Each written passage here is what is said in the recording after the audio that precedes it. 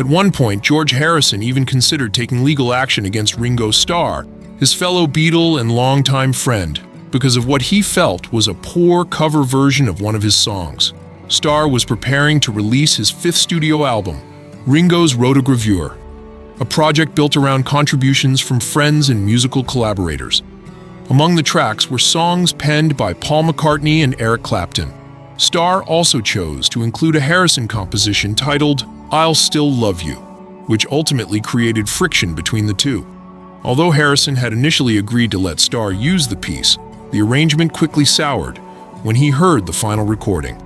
Despite the track making its way onto the album, Harrison was displeased with the interpretation and went so far as to take the matter to court.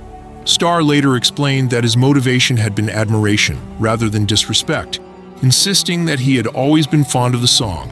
Reflecting on "I'll Still Love You," Starr recalled that he first came across the song in 1970.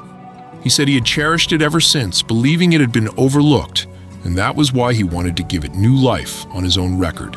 Speaking to NME, he explained that he had asked each of his former bandmates, as well as Clapton, to contribute something to the album.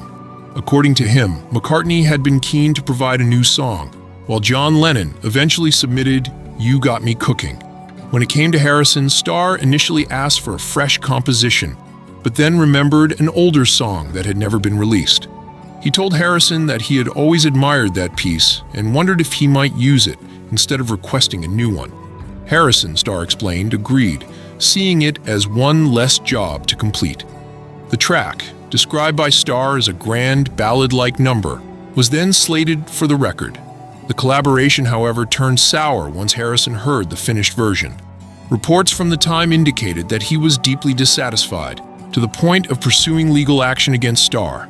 The case was ultimately settled out of court, with the terms remaining undisclosed.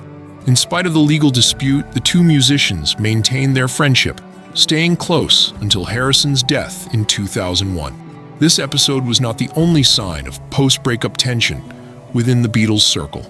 Another controversy arose when Starr openly criticized McCartney for what he considered petty behavior regarding songwriting credits.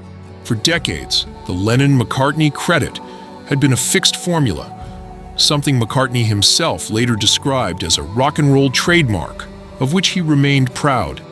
Yet the year before he made that statement, he had caused uproar by reversing the order of the names on his live album. Back in the US, the movie angered Yoko Ono, who saw it as an affront to John Lennon's legacy, and even drew a sharp response from the otherwise peace-minded Ringo, who reportedly dismissed McCartney's decision as childish and unnecessary. The backlash prompted legal threats from Ono, which eventually led McCartney to relent. Speaking about the controversy in an interview with The Guardian, he explained that the situation had spiraled beyond his intentions. He said he had begun receiving calls from people warning him that the change was damaging his reputation. They accused him of attempting to erase Lennon's name, reminding him that Lennon was no longer alive, and that the act seemed like trampling on a dead man's memory. McCartney recounted his frustration at such accusations, insisting that this was never his aim, though he admitted that the episode had convinced him to abandon the idea and accept that the joint credit would remain fixed in its original form.